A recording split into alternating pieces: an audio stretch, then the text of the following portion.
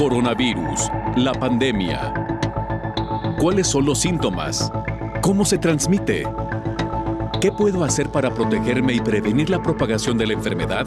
Nuevo padecimiento que ha encendido las alarmas de los sistemas de salud. Coronavirus, la pandemia. En fin de semana también tenemos programa especial. Gracias por acompañarnos. E iniciamos, como todos los fines de semana, con el reporte que nos llega directamente desde Ginebra, Suiza.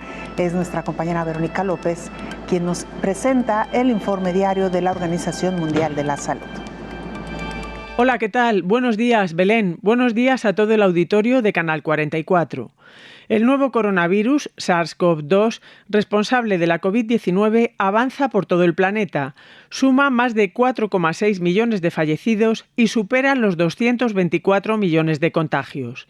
Según el último informe de la Organización Mundial de la Salud, durante el último mes, la incidencia global de casos en el mundo ha permanecido estable con unos 4,4 millones de nuevos casos. En la última semana, todas las regiones, excepto América, han registrado un descenso o un mantenimiento de los casos, mientras que las muertes, en torno a 68.000, son similares a las de la semana anterior, aunque en América y Europa aumentan los decesos. La vacunación está detrás de estos datos, aunque sigue preocupando la desigualdad en el reparto. Mientras en Europa el 70% de la población adulta está inmunizada, en África, con unos 1.300 millones de habitantes, solo el 3% ha recibido la pauta completa. El continente sobrepasa ya los 8 millones de casos y la OMS ha descartado que se vaya a lograr la meta de tener vacunada al 10% de la población africana. La organización se había propuesto conseguirlo para finales de septiembre y ahora se plantea una nueva meta, llegar al 40% de vacunados para finales de este año. La OMS, que había pedido a los países más avanzados en la vacunación que no administraran dosis de refuerzo antes de finales de septiembre, ha extendido su petición hasta finales de año, a la vez que el programa COVAX sigue trabajando para llevar vacunas a países en desarrollo. A la falta de sueros se añade en algunos lugares la reticencia a los mismos. Es el caso de Turquía, con menos de la mitad de su población vacunada y donde unas 20.000 personas se han manifestado este fin de semana en contra de las vacunas. Reportó desde Europa Verónica López para el programa Coronavirus, la pandemia. La Universidad de la ONU encuentra conexión entre 10 desastres a nivel mundial. Sequías, incendios e inundaciones se están agravando cada vez más, probablemente como consecuencia de la influencia humana. En el nuevo informe de la Universidad de Naciones Unidas, Los desastres en todo el mundo están interconectados, los investigadores analizaron 10 desastres distintos que parecen no tener mucho en común.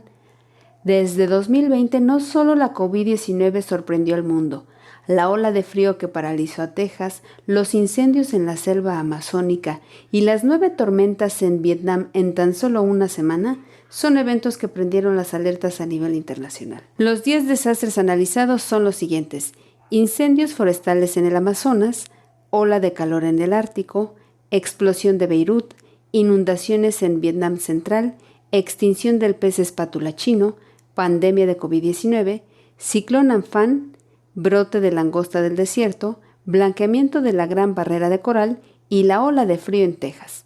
El nuevo informe Interconnected Disaster Risk identifica 3 causas fundamentales que afectaron a la mayoría de los eventos en el análisis. El primero es la emisión de gases de efecto invernadero inducidas por el hombre. El segundo es la gestión insuficiente del riesgo de desastres y el tercero es la subvaloración de los costos y beneficios ambientales en la toma de decisiones. Pero los desastres no solo están conectados entre sí, también están conectados a las personas, advierte la investigación. La tasa récord de deforestación e incendios forestales en la Amazonia se debe en parte a la alta demanda mundial de carne, porque se necesitan tierras de cultivo para la soya, que se utiliza como forraje. Eso quiere decir que algunas causas de los desastres están influidas por acciones de personas que ni siquiera están cerca del lugar donde ocurre el desastre, informó Elizabeth Ortiz. Esta semana charlamos ampliamente con el infectólogo Héctor Raúl Pérez Gómez sobre cómo incide el cambio climático en la evolución de algunas enfermedades, incluso la prevalencia de algunas de ellas y otras más que se han extendido precisamente a este cambio climático. Las enfermedades transmitidas por vectores y más específicamente por artrópodos, que son mosquitos con patitas articuladas, y por eso esas enfermedades transmitidas por estos artrópodos se llaman arbovirosis. Y ahí está el dengue, y ahí está el Zika, está el chikungunya, está fiebre amarilla, están algunas encefalitis, como por ejemplo la encefalitis japonesa, la equina oriental o equina occidental, la fiebre por el virus del oeste del Nilo. Entonces, podríamos repasar una cantidad enorme de enfermedades transmitidas por estos vectores. Es más, para ser concreto, son alrededor de 110 enfermedades que pueden ser transmitidas por estos vectores. La que más conocemos es el dengue, porque es la que se presenta anualmente con mayor frecuencia a nivel mundial, pero todas ellas tienen presentación casi invariablemente cada año, algunas de ellas en pocos casos, algunas de ellas en lugares del planeta muy específicos, pero por ejemplo las tres principales, dengue, Zika, chikungunya, se presentan en la franja del trópico de Cáncer y por eso se llaman enfermedades tropicales, y pueden afectar a millones y millones de personas cada año. El punto es que, por ejemplo, estos vectores han tenido cambios importantes en sus ciclos biológicos y en sus características de sobrevivencia. Número uno, por el calentamiento global. El calentamiento global ha generado condiciones para que estos vectores incluso tengan capacidad de prevalecer a niveles mucho más altos sobre el nivel del mar. Y segundo, estos vectores han logrado sobrevivir a diferentes momentos durante el año, precisamente porque han cambiado las características climáticas. Antes, en los periodos más fríos del año, era muy difícil ver un vector de esta naturaleza, y ahora, bueno, como hay situaciones en donde no son climas tan fríos como se tenían en otro momento, estos vectores han logrado sobrevivir incluso estos ambientes para ellos aparentemente menos propicios. Y por ese motivo, Belén, estas enfermedades han ido al alza año con año, pero así como estamos hablando de estas enfermedades transmitidas por vectores, podemos hablar de otras muchas. Y lo que está ocurriendo con COVID no es, una casualidad, sino algo que puede tener explicaciones biológicas, y particularmente teniendo en consideración lo que ocurrió con estas tres últimas infecciones causadas por coronavirus, la del 2003 llamada SARS, la del 2013 llamada MERS, y la actual que estamos viviendo llamada COVID-19, y que es causada por el virus SARS-CoV-2, que es un virus muy similar al del SARS del 2002-2003. Las tres enfermedades virales de las que acabo de hablar tienen como característica haber generado infección inicialmente en un murciélago de alas largas, que posteriormente transmite la enfermedad a un huésped intermedio. En el 2003 fue a un huésped llamado civeta, en el 2013 a camellos, a dromedarios en Medio Oriente, específicamente en Arabia Saudita, y el actual COVID-19, en donde el virus es transmitido a una especie llamada pangolín, y de cada una de estas tres especies intermedias fue transmitido luego al ser humano.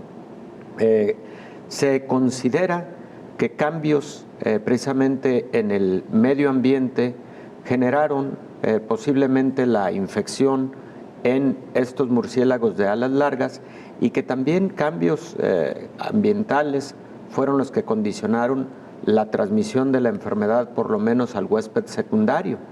Y ya con respecto al huésped secundario, el ser humano tiene contacto por actividades de diversa naturaleza con estas especies, como por ejemplo en el último de los casos con pangolín, una especie que se vende en mercados de especies vivas en China y que se piensa que ocurrió precisamente de esa manera, que se transmitió al ser humano. Esa es la hipótesis más aceptada. Se ha descartado que el virus haya sido desarrollado en un laboratorio y que haya sido inoculado de manera directa y de manera deliberada al ser humano. No, lo que ahora sabemos es que ocurrió ese ciclo de transmisión, pero esto es válido también, por ejemplo, para las arbovirosis de las que acabamos de hablar.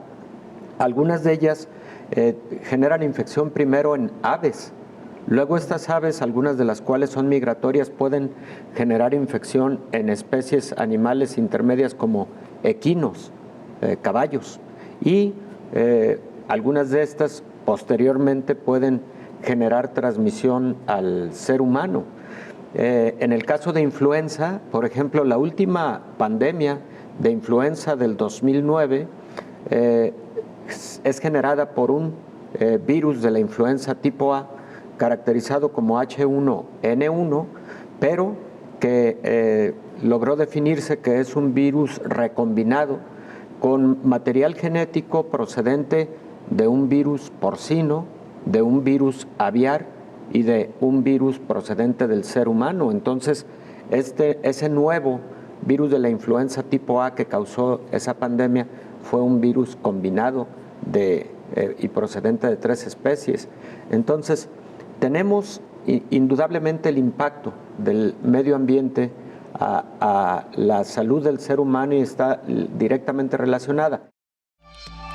Hacemos una pausa muy breve y regresamos con más información.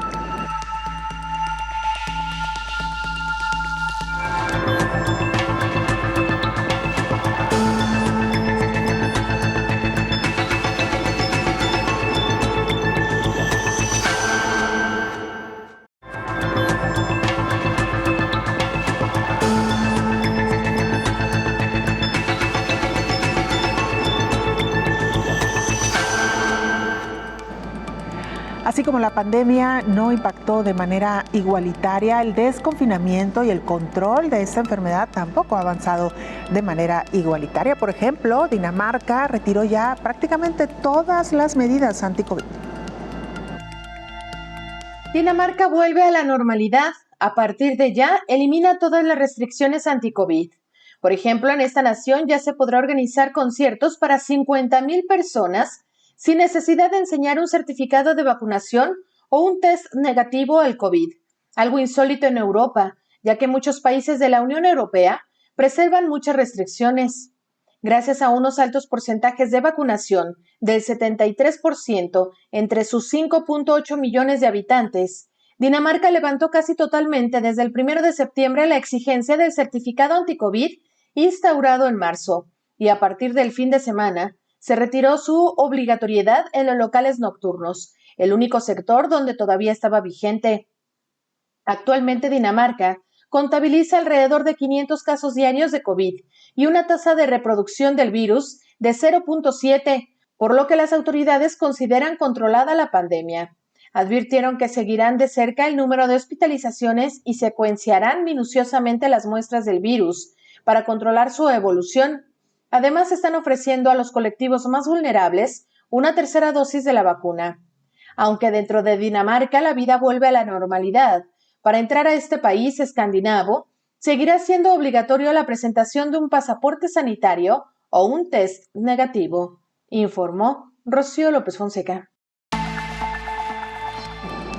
Reportes recientes hablan de que el fin de la pandemia podría estar cerca, pero no un fin como lo pensamos algunos de nosotros, que ya no circulará más este virus, ¿no? Simplemente se transformará en una enfermedad estacional la presencia del virus SARS-CoV-2 en el mundo. Es de lo que nos habló esta semana el infectólogo Héctor Raúl Pérez Gómez.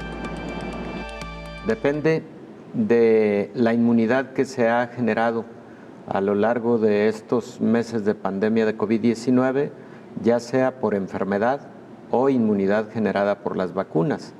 Y es probable que los próximos incrementos que veamos sean de menor intensidad, las llamadas olas, vayan siendo de menor intensidad que las anteriores, hasta llegar a un momento en el que puedan generarse brotes, pero no ya olas grandes de la curva epidémica, lo cual entonces genera el escenario de que se entra a esa fase de estas enfermedades conocidas como enfermedades estacionales, cuando ya se vuelven, digamos, prevalentes o incidentes, pero no de alta intensidad, y que se pueden presentar predominantemente en algún momento del año, dependiendo de características también climáticas, características del propio patógeno y características de los propios huéspedes. Pues valdrá la pena esta semana, doctor, hacer un énfasis, ¿no? Será muy interesante, claro. Entrar un poquito al detalle. Doctor, continuando con el tema que hoy nos ocupa y el cambio climático y COVID-19, hablaba usted de estas metas que se han instaurado desde la Organización de las Naciones Unidas precisamente para combatir los efectos negativos del cambio climático. Sí, Belén, fíjate, son 17 los objetivos del desarrollo sostenible. Y efectivamente de esos 17, 5 por lo menos están relacionados con ambiente y cambio climático. El objetivo número 7 se refiere a energía asequible y no contaminante. El objetivo número 11 se refiere a ciudades y comunidades sostenibles. El 13, acción por el clima. El 14, vida submarina. El 15, vida de ecosistemas terrestres, y bueno, indudablemente que el número 3, el relacionado con salud y bienestar, está interrelacionado con los que acabamos de comentar.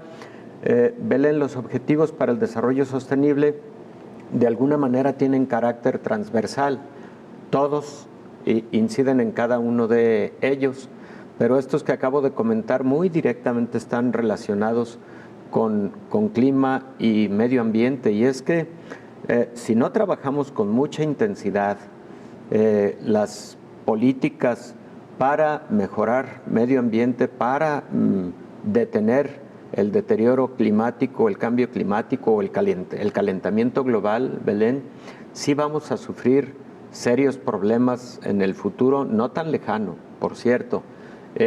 El calentamiento global ha sido más intenso en los últimos 50 años. Es decir, claro que el calentamiento global viene ocurriendo de siglos atrás, pero si analizamos lo que viene ocurriendo en los últimos 50 años, se exacerbó el problema de manera significativa. Y de seguir con esa misma tendencia, en 25 años vamos a tener un deterioro similar al que tuvimos en los últimos 500 años, por ejemplo. Entonces, cada vez puede hacerse más crítica esta situación si no logramos incidir en serio desde las políticas gubernamentales, su seguimiento, pero también las acciones que como personas, que como familias, que como comunidades llevemos a cabo con esos propósitos de mejorar el estado del medio ambiente. Y es que tenemos que verlo por la salud de las generaciones venideras, claro, Belén, que son las que más lo van a sufrir sin lugar a dudas. En la actualidad ya el agua es una situación crítica en muchos países. La crisis del agua se puede convertir en una crisis incluso de conflictos entre regiones, entre países, etcétera. La crisis energética, por ejemplo, también se puede llegar a convertir en algo similar, cuando ya todos los países deberían de estar caminando en la ruta de las energías renovables, de las energías limpias, precisamente para reducir la emisión de contaminantes que causan tantas enfermedades respiratorias, por ejemplo. Vamos a Colombia a escuchar el reporte de nuestro compañero Richard Quiñones. Hola, ¿qué tal? Un saludo especial para ustedes en México. Bienvenidos a este reporte de la pandemia en territorio colombiano. De acuerdo con el último reporte del Ministerio de Salud, en este país se reportan 1.803 nuevos casos de COVID-19 en las últimas horas. Esto luego de que se procesara un promedio de 51.614 pruebas, de las cuales 26.529 corresponden a PCR y 25.085 de antígenos. Así las cosas, Colombia llega a 4.925.000 los casos de COVID-19 confirmados desde que empezó la pandemia en marzo del año 2020. Por otro lado, el reporte da cuenta de 53 fallecidos más por el virus. Con esta actualización, la cifra total de muertes en Colombia asciende a 125.480 las personas. En las últimas 24 horas, además, se reportaron 2.390 pacientes recuperados. Por eso ya son 4.771.373 los pacientes que a la fecha han superado el COVID-19 en territorio colombiano. En total son 23.058 los casos que se mantienen como activos en territorio colombiano. Mientras tanto, el gobierno nacional seleccionó Vitar Paz, pasaporte de vacunación digital, co-creado por la Fundación Aunando Ideas, como la certificación de la inmunización contra el COVID-19 de forma oficial. Esta herramienta fue desarrollada por el blockchain del territorio colombiano y por eso convierte a este como el primer país de Latinoamérica en adoptar esta tecnología, a la par de algunos casos como Singapur, Japón, Corea del Sur y Nueva York. En efecto, el gobierno confirmó también que en las próximas semanas llegarán al menos 1,2 millones de vacunas de Moderna y que incluso para octubre podría llegar 2 millones de dosis adicionales. Este es el reporte desde territorio colombiano. Continúen ustedes en México. Esta semana que revisamos el impacto climático, el del cambio climático en las enfermedades, obtuvimos algunos datos interesantes de estudios recientes, por ejemplo, que solo el 57% de los países monitorea su calidad del aire. No habrá vacuna para prevenir las 7 millones de muertes prematuras causadas por la contaminación del aire cada año, un número que se espera aumente en más de 50% para 2050, advirtió la directora ejecutiva del Programa de las Naciones Unidas para el Medio Ambiente, Inger Andersen. 1/3 de los países del mundo carece de estándares de calidad del aire exterior exigidos por ley. Donde existen tales leyes, los estándares varían ampliamente y a menudo no se ajustan a las directrices que marca la Organización Mundial de la Salud. Además, al menos 31% de los que tienen el poder para aplicar tales estándares aún no los han adoptado. La OMS ha identificado la contaminación del aire como el mayor riesgo ambiental para la salud, ya que 92% de la población mundial vive en lugares donde los niveles de contaminación del aire exceden límites seguros, lo que afecta de manera desproporcionada a mujeres, niños y adultos mayores en países de bajos ingresos. Estudios recientes sugieren posibles correlaciones entre el desarrollo de la COVID-19 y la contaminación del aire. Entre los 124 países con estándares de calidad de aire, solo 57 monitorean continuamente, mientras que 104 no cuentan con una infraestructura de monitoreo. Esto refleja las lagunas de datos existentes y problemas de capacidad que obstaculizan el progreso mundial en la calidad del aire, informó Elizabeth Ortiz. Esta semana viajamos a Washington, donde nuestro compañero Alfonso Fernández nos presentaba el siguiente informe. Hola, ¿qué tal? Buenos días, Belén. Buenos días a todo el auditorio de Canal 44. El presidente de Estados Unidos, Joe Biden, anunció esta tarde la vacunación obligatoria contra la COVID de todos los empleados del gobierno federal, lo que supone un total de 2,1 millones de personas. En el discurso pronunciado esta tarde en la Casa Blanca, el mandatario delineó los planes para frenar el avance de la variante Delta en el país y su estrategia de administrar una tercera dosis de la vacuna para reforzar la inmunidad entre la población. Biden reforza así las exigencias entre los empleados federales para quienes hasta ahora tenían la opción de no ser vacunados si se sometían a pruebas de COVID de manera regular. Además, exigirá el mismo requisito a los contratistas que trabajen con el gobierno federal y presionará a las empresas privadas para que hagan lo mismo. El 53% de los estadounidenses ha recibido la pauta completa de las vacunas contra la COVID, incluidos el 62,4% de los mayores de 12 años, de acuerdo con los Centros de Control y Prevención de Enfermedades. No obstante, la distribución regional es sumamente desigual, con especial preocupación en el sur de Estados Unidos, en estados como Alabama, Luisiana y Mississippi, donde los niveles de vacunación son mucho menores. La expansión de la variante Delta ha vuelto un panorama sombrío a Estados Unidos, el país con más muertes por COVID del mundo, cuya media diaria de casos volvió a superar la semana pasada los 150.000 por primera vez desde enero y ha saturado los hospitales y provoca ya más de 1.000 fallecimientos cada día. Desde Washington, reportó Alfonso Fernández para el programa Coronavirus, la pandemia. Hacemos una pausa breve, regresamos con más información.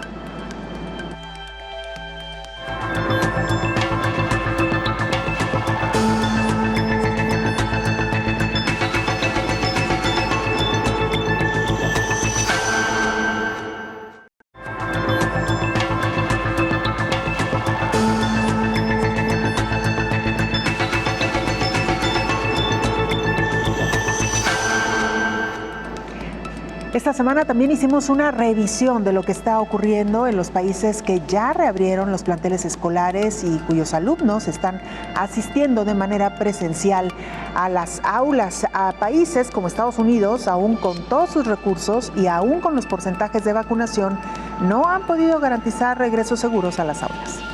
Aún países con altos ingresos como Estados Unidos no pueden garantizar un regreso a clases seguro ante la COVID-19. Uno de los obstáculos es la duda que prevalece en ciertos grupos sobre la inmunización, pero tampoco hay una generalidad en las condiciones de las escuelas para tener una ventilación adecuada. Los Centros para el Control y Prevención de Enfermedades elaboró una guía clara basada en la evidencia para que las escuelas sigan abriendo, que incluye el uso universal de mascarillas en estudiantes, maestros, personal y visitantes a las instituciones, independientemente del estado de vacunación, asegurarse de que las escuelas trabajen para mejorar la ventilación, implementar programas escolares de pruebas y asegurarse de que aquellos que son elegibles estén inmunizados. Las comunidades con tasas de vacunación más altas tienen menos visitas al departamento de emergencias y hospitalizaciones para niños con COVID-19. Un estudio que evaluó a más de 600,000 casos de COVID desde abril hasta mediados de julio sugiere que los que no estaban vacunados tenían 4,5 veces más probabilidades de contraer COVID-19, más de 10 veces de probabilidades de ser hospitalizados y 11 veces más probabilidades de morir a causa de esta enfermedad. Además, en las próximas semanas será dado a conocer a nivel internacional los resultados con los menores de entre 5 y 11 años de la vacuna desarrollada por Pfizer y BioNTech, de acuerdo con directivos que informaron a Spiegel. Ya están impulsando la producción y la vacuna sería la misma, pero con una dosis menor, informó Elizabeth Ortiz. La vigilancia sanitaria, este término que ha defendido el infectólogo Héctor Raúl Pérez Gómez como parte de los controles que se tendrán ya que establecer en los planteles educativos. Mantener mucha vigilancia epidemiológica, fundamental siempre en todas estas actividades colectivas que representan mucha convivencia comunitaria y afortunadamente, como bien lo dices, han transcurrido 3 semanas. A partir de los 14 días se puede tener mayor tranquilidad porque recordemos que si bien el periodo de incubación de la enfermedad COVID-19 es de aproximadamente 5.5 días en promedio, pero puede ser tan largo como 14 días.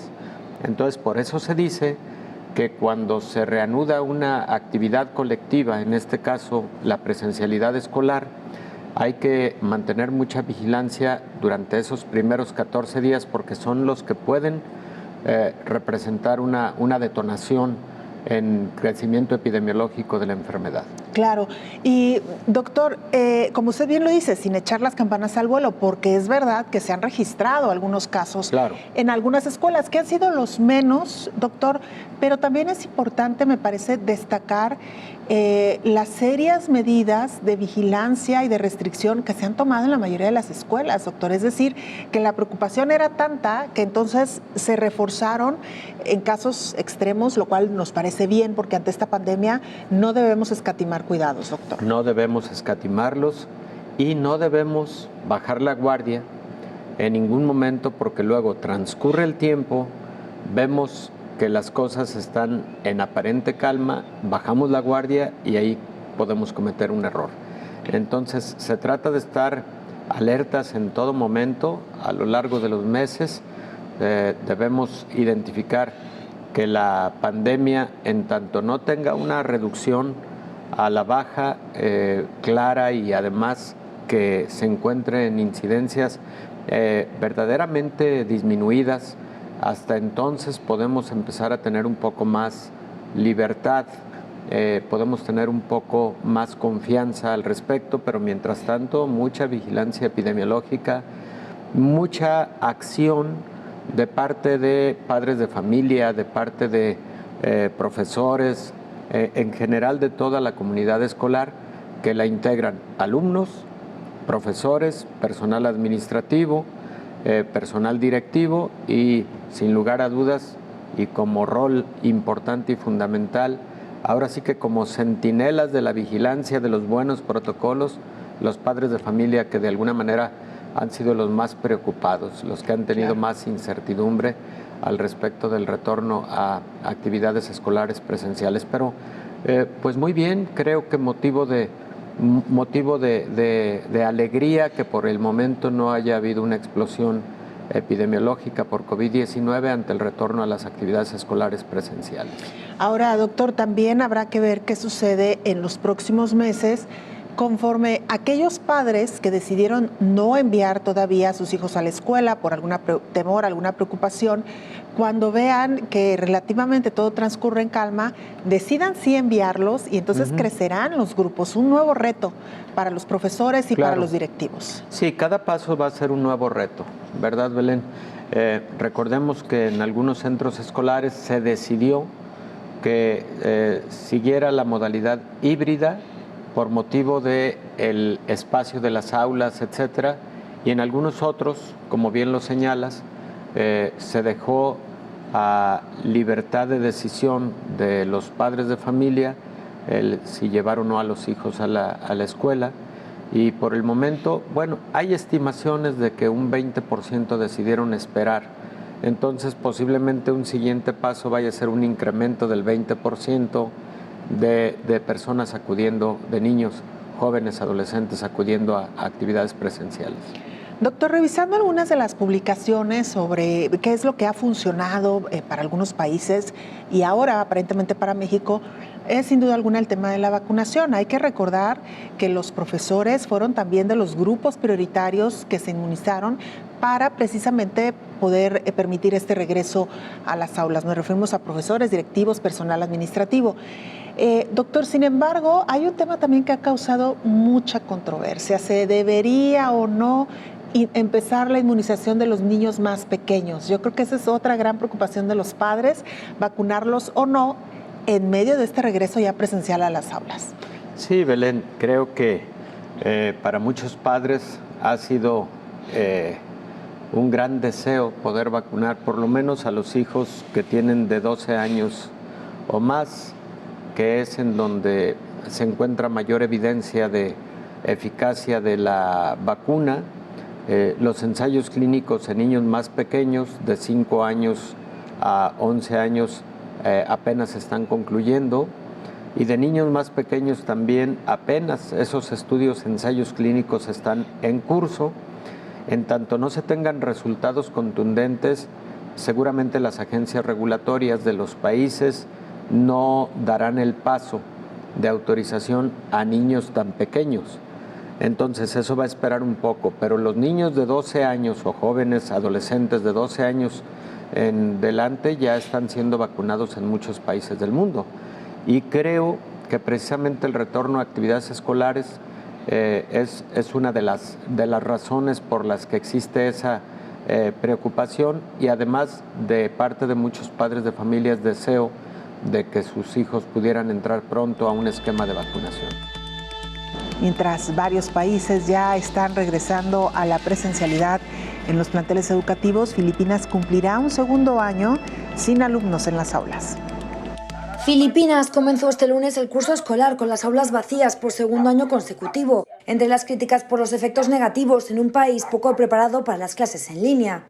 Las autoridades han decidido mantener cerrados los centros educativos en medio de su peor ola de la pandemia, con una media de 20.000 casos diarios que está causando una gran presión en el sistema sanitario. El gobierno del presidente filipino Rodrigo Duterte decidió cerrar los colegios en marzo del año pasado por la pandemia, y millones de alumnos pasaron a recibir las clases online con materiales impresos y lecciones emitidas por televisión y radio. Sin embargo, muchos de ellos no tienen acceso a la tecnología necesaria para la educación a distancia, en un país con un índice de pobreza del 16%. La Agencia de la ONU para la Infancia, UNICEF y varias ONG locales han hecho un llamamiento para que las autoridades lleven a cabo una apertura progresiva de los colegios, principalmente en las zonas rurales donde tienen menos medios para realizar las clases a distancia. Según UNICEF, más de 27 millones de estudiantes se han visto afectados por la clausura de los colegios en Filipinas. Y en Centroamérica, Panamá también ha regresado al curso escolar, aunque lo han hecho de manera semipresencial. Decenas de niños y niñas de la escuela Carlos A. Mendoza en el popular barrio San Miguelito, a las afueras de Ciudad de Panamá, se sumaron a los más de 300.000 estudiantes que se incorporaron este lunes al régimen de clases semipresenciales en el país, como parte del regreso progresivo y seguro a las aulas en el marco de la pandemia de la COVID-19. Miriam Espinosa es la directora de este centro educativo. Los padres deben estar conscientes de que todos los maestros están vacunados, todos los administrativos estamos vacunados, y de que aquí se le va a brindar todo lo necesario de apoyo a los estudiantes en lo que es en el proceso de bioseguridad. Aquí no falta nada. Las clases semipresenciales, que consisten en asistir pocas horas, varios días a la escuela, comenzaron oficialmente a finales de mayo pasado, pero muy pocos de los cerca de 900.000 alumnos que tiene el sistema están asistiendo pese a los protocolos de bioseguridad establecidos siguiendo la guía de las autoridades. Por ahora, 1.398 escuelas de todo el país, que representan el 30% de todos los centros educativos, se han unido a este retorno gradual. En el trimestre anterior, según la información oficial, había 455 escuelas de las más de 3.900 que tiene el país, impartiendo clases semipresenciales, modalidad que en el sector público arrancó el 31 de mayo pasado. Así, el retorno a las aulas coincide con el avance de la vacunación contra la COVID-19 en Panamá, con cerca del 50% de la población objetivo inmunizada con las 2 dosis, y con una bajada en ritmo de la pandemia que ha causado al menos 462.224 contagios y 7.137 muertes en el país. UNICEF, que en marzo pasado dijo que Panamá era el país del mundo con mayor cantidad de días sin educación presencial o semipresencial, ha exhortado a que las clases presenciales se retomen de manera gradual, iniciando en los lugares donde los alumnos no tengan conectividad y donde los indicadores de la pandemia lo permitan. Hacemos nuestra última pausa, regresamos para entrar a la recta final de este programa.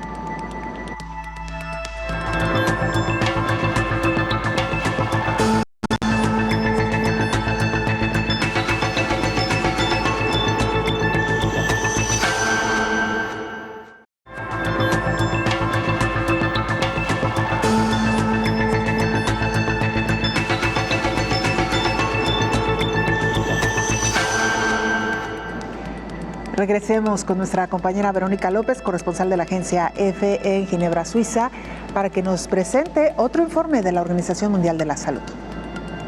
Hola, ¿qué tal? Buenos días, Belén. Buenos días a todo el auditorio de Canal 44. Los casos confirmados de coronavirus en el mundo superan ya los 224,5 millones. De ellos, más de 4,6 millones han fallecido, 6.300 en el último día. Según los últimos datos de vacunación de la Organización Mundial de la Salud, hasta el momento se han inoculado 5.500 millones de dosis y 2.300 millones de personas están totalmente inmunizadas. El 80% de las vacunas se han inyectado en países de ingresos altos y medios. Los países pobres apenas presentan una cobertura de vacunación del 1,4% y registran altas tasas de letalidad.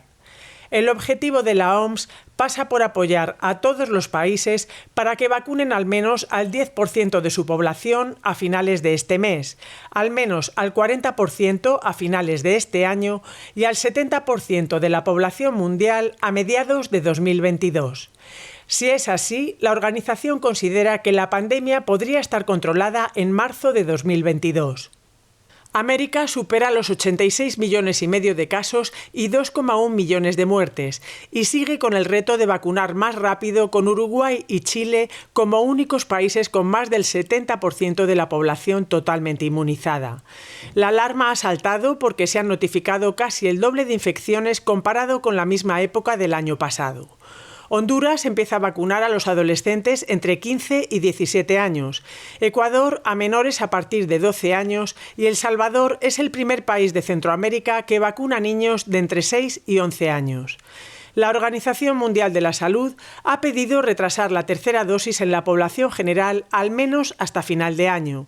Además, un estudio internacional publicado en la revista The Lancet, en el que han participado científicos de la organización, ha determinado que una vacunación general de refuerzo no es necesaria en este momento. Explica el estudio que la vacunación actual muestra una eficacia del 95% contra la enfermedad grave.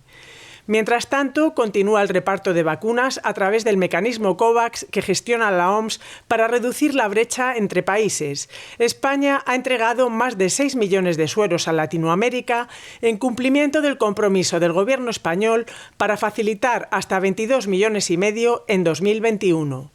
Reportó desde Europa Verónica López para el programa Coronavirus, la pandemia. El regreso presencial a las aulas no ha sido sencillo, sobre todo porque desde los diferentes puntos de vista, desde los diferentes ámbitos, se tienen opiniones encontradas. Ha sido el caso de tener que ponerse de acuerdo padres de familia, alumnos, profesores y directivos en las escuelas. Las diferencias entre países, padres de familia e instituciones educativas hacen que no sea tan sencillo llegar a acuerdos para volver a las clases presenciales o establecer protocolos para reaccionar ante casos sospechosos de COVID. El miedo al contagio de coronavirus, a no poder evitarlo, está muy presente en el regreso a clases presenciales y por ello no resulta tan fácil decidir qué hacer. Cada país ha tomado sus propias decisiones. Por ejemplo, algunos colegios de Canadá organizaron la asistencia a clases por orden alfabético para que unos días vayan ciertos alumnos y otros días otros, o para que se turnen entre asistir en las mañanas y en las tardes. En Dubái, Emiratos Árabes Unidos, los colegios le enviaron al gobierno las medidas que iban a adoptar para el regreso a clases presenciales. Unos fueron autorizados a reabrir sus puertas y otros no. En América Latina está el caso de Uruguay, país que lleva más tiempo con las aulas abiertas.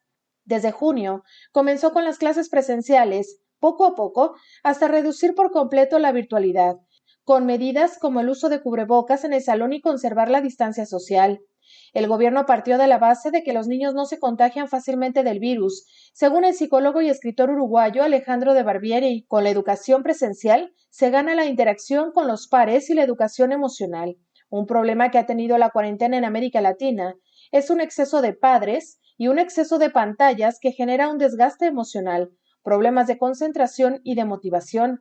El especialista explicó que con la vuelta a las lecciones presenciales se recupera la motivación porque el aprendizaje siempre es social, por más que haya unos alumnos que avancen más que otros de forma individual, fundamentalmente es social, y eso es un gran determinante para su desarrollo psicosocial de los infantes, informó Rocío López Fonseca. Esta semana el infectólogo Héctor Raúl Pérez Gómez hablaba de un fenómeno interesante a observar. ¿Cuántos de los niños que hoy por hoy están regresando a las aulas pudieran ya tener inmunidad natural? Es, sin confiarse, más tranquilizante el que un niño acuda a actividades escolares presenciales teniendo anticuerpos positivos, porque ya tuvo contacto probablemente con el virus, aunque no haya hecho sintomatología o haya tenido una sintomatología leve, Y bueno, una vacunación futura puede significar un refuerzo significativo de su inmunidad anti-SARS-CoV-2. Pero, mientras tanto, la identificación de anticuerpos puede hablarnos de que tiene un grado de protección, sin confiarse, por supuesto, ¿no? Entonces, yo como padre de familia, incluso de forma espontánea y voluntaria, haría prueba de anticuerpos a mis hijos bajo esas circunstancias, ¿no? Yo no tengo hijos menores de 12 años, mis hijos prácticamente tienen 17, 18 y más, pero bajo esas circunstancias, pues yo hubiera hecho una pruebita de anticuerpos que me estaría generando un poco más tranquilidad ante una positividad para el retorno a actividades presenciales, ¿no? Claro, doctor, sobre todo aquellos menores que estuvieron en contacto con personas enfermas. Hay que recordar que todavía hace muy poco familias completas se enfermaron, doctor, desde el abuelo, los padres, los tíos, y los niños estuvieron conviviendo en estos entornos. Que no hayan presentado síntomas no quiere decir que no se contagiaron. Y te aseguro que un alto porcentaje de esos niños pueden tener anticuerpos positivos, efectivamente, por lo que dices, por infección asintomática o por infección leve, o sea, con pocas manifestaciones clínicas. Y que algo que todavía falta estudiar, doctor, es el tiempo de la inmunidad en los niños. Se ha seguido muy de cerca la de los adultos, porque son los que en mayor número han enfermado, porque son los primeros que fueron vacunados, pero en niños valdría la pena también preguntarnos cuánto dura su inmunidad. Hay que recordar que su constitución, y usted nos lo ha dicho, el nivel de receptores que tienen, la manera en que desarrollan ellos inmunidad, pues es distinta de los adultos, ¿no? Sí. En todas las enfermedades. En todas las enfermedades, definitivamente, y son preguntas interesantes, muy interesantes, preguntas de investigación para estos momentos ante el retorno de actividades escolares presenciales. Por lo pronto, ahí están las escuelas en México abiertas, en varios países también que hemos revisado esta mañana, en este día, este recorrido que hemos hecho, donde las medidas son muy similares, son estrictas, y donde también, doctor, se ha hecho énfasis en algunas medidas que para algunas escuelas representarán todo un reto, pero para otras no lo son. Nos referimos a la ventilación, pareciera ser el gran aliado. ¿Por qué? Porque los niños, debido a la pandemia, se han reducido los tiempos de juegos, los tiempos de convivencia entre ellos, y se ha centrado la educación mucho más al interior de las aulas para tener, digamos, más control sobre el movimiento y la conducta de los niños. Al pasar más tiempo al interior de las aulas, se hace entonces indispensable el contar con suficiente corriente de aire para que el virus, en caso de estar presente, se esparza. Sí, Belén, sin lugar a dudas. Y fíjate, Belén, qué interesante, perdón que parezca digresión lo que voy a comentar, pero esto debe tener utilidad también para el diseño de centros escolares, el diseño arquitectónico del futuro. Cómo la pandemia de COVID-19 nos debe estar enseñando mucho al respecto de la forma de transmisión de enfermedades respiratorias, etcétera. Y bueno, que en el futuro este diseño arquitectónico de espacios escolares contemple también esos asuntos sanitarios que van a tener gran utilidad. Espacios más amplios, espacios con mayor ventilación, espacios que permitan en un momento dado más distancia entre persona y persona, etcétera. Todo eso debe ser de alguna utilidad para el futuro. Oiga, doctor, ¿y veremos eventualmente alguna disminución en enfermedades respiratorias debido a estas nuevas prácticas, sobre todo entre la población infantil y juvenil, doctor? Ya las vimos, Belén, y las vamos a seguir viendo. Por ejemplo, fíjate cómo la influenza casi pasó inadvertida durante el periodo invernal que hace algunos meses tuvimos y acabamos de pasar. Para el caso de México, por ejemplo, casi no hubo casos de influenza, fueron muy pocos comparativamente con años previos, y es que las medidas adoptadas anti-COVID, sin lugar a dudas, dieron como beneficio secundario menos casos de otra enfermedad respiratoria, por cierto, estacional, que es la influenza. pero que además, al tener un número básico de reproducción más bajo, es de apenas 1, comparativamente con el 2.5 de COVID-19, pues bueno, trajo como beneficio, digamos, colateral el menor número de casos de influenza y de otras enfermedades respiratorias. Claro que tiene un beneficio adicional. Y eso sería válido para lo que sería diseño de centros escolares desde el punto de vista arquitectónico para el futuro, funcional, etcétera, ¿no? Escuchemos ahora el informe de nuestro compañero Antonio Hermosín, corresponsal de la agencia EFE en Japón. Hola, ¿qué tal? Buenos días, Belén. Buenos días a todo el auditorio de Canal 44. Japón mantiene sus medidas contra el virus mientras los contagios están a la baja.